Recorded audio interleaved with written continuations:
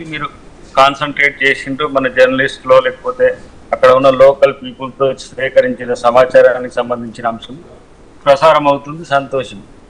But మీరు మలన సాగర్లో మొత్తం ల్యాండ్ ఎక్విజిషన్ నుంచి మొదలుపెట్టి అది ఎర్రవెల్లి కానీ ఏటిగడ్డ కృష్ణాపూర్ కానీ లేకపోతే మిగతా బ్రాహ్మణపల్లి ఇంకొక విలేజ్ ఏదో ఉంటుంది, వీటికి సంబంధించిన వివరాలు మీరు తీసుకోండి.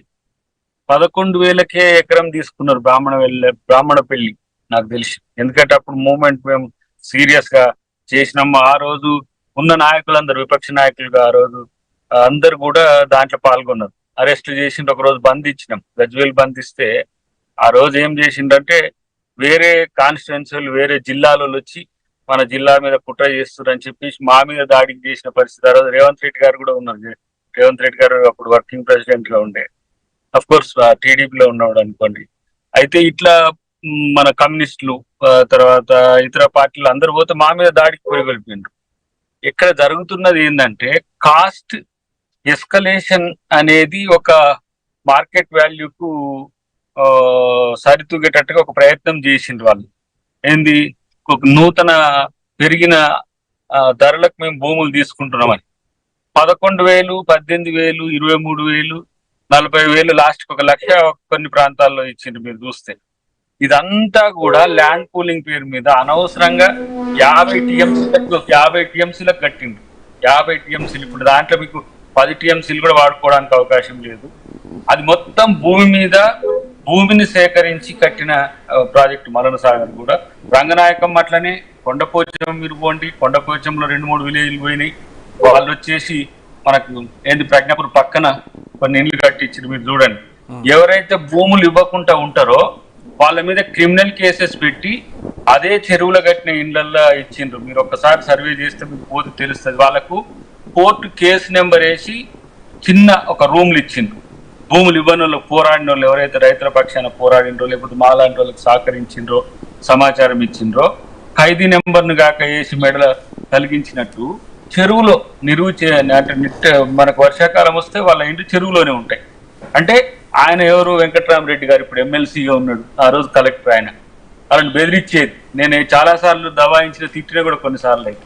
అంటే రైతులను ఏ విధంగా మోసం చేసింది అనేది ఇప్పుడు బయటపడుతుంది. మీరు అక్కడ ఆ నుంచి ప్యాకేజెస్ అన్ని కూడా తీసుకొని పోండి. మీకు ఎక్కడనైనా వాళ్ళు ఇంకొకటి కరీంనగర్ పక్కన మిడ్మా అనేది బాధితులు వాళ్ళు చేస్తే వాళ్ళ మీద సీరియస్ గా లాఠీ చార్జ్ చేసి కొట్టిన పరిస్థితి చూసినాం.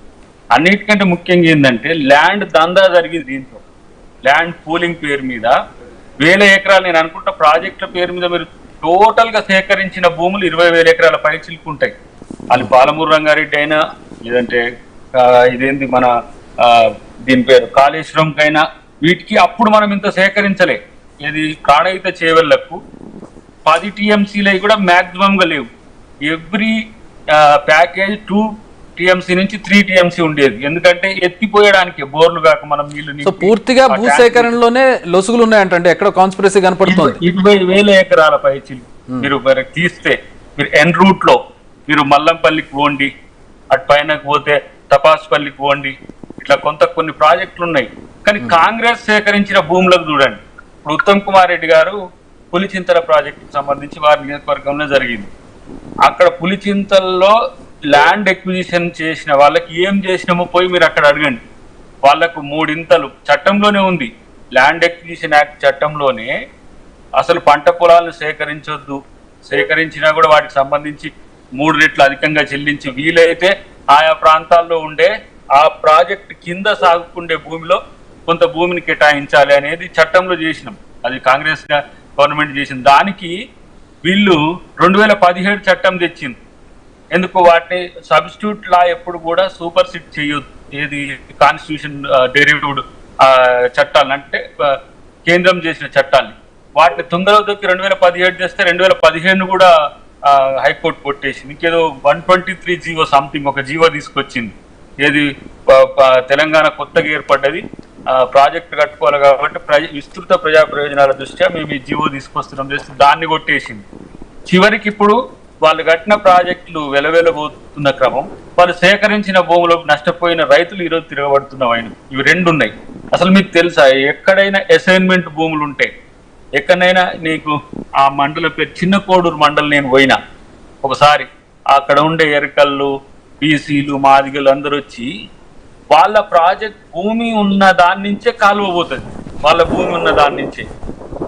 అంతకంటే ముందు ఈ భూములు వాల్యుబుల్ కావని చెప్పేసి హరీష్ రావు తీసుకొని ఆ ప్రాజెక్ట్ ఆడికెళ్ళి పోయిన తర్వాత రిచెస్ట్ అయితే మీరు చూపిస్తున్న అదేంది ఆయన ఫామ్ హౌస్ లాంటివి కానీ ఆ చుట్టుపక్కల ఏరియాలో మీరు చూడండి, అంతకు ముందున్న కాస్రా పానీలు లేకపోతే మిగతా భూ రికార్డులను మీరు చూస్తే అవి ఎవరి భూములు, ఎస్సీలు ఎస్టీలు లేకపోతే ఓబీసీలకు మనం ఇచ్చిన భూమిలో, ఇందిరమ్మ అప్పుడు ఇచ్చిన భూములలోనే ఉంటాయి. వాళ్ళకేంది అప్పుడు పట్టా ఈ సాదా బైనామాలని పాపం వాళ్ళు పట్టా చేసుకోలే, ఆరువారులు ఎక్కించుకోలే కొంతమంది. ఈ దళితులకు కానీ ఆదివాసీలకు కానీ ఏంటంటే భూమి సాగు చేసుకుంటుంటే ఇది నాదే అనిపిస్తుంది, కానీ వాస్తవానికి రికార్డ్స్ లో లేని పరిస్థితిని చూసిన వాళ్ళని బెదిరించి భూములు తీసుకున్నారు. ఎక్కడైతే వాల్యుబుల్ ల్యాండ్స్